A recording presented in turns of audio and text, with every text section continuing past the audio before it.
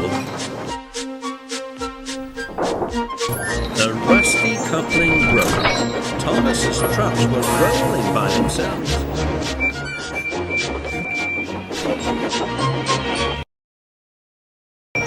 Cinders and ashes, cried Thomas. Thomas applied his brakes,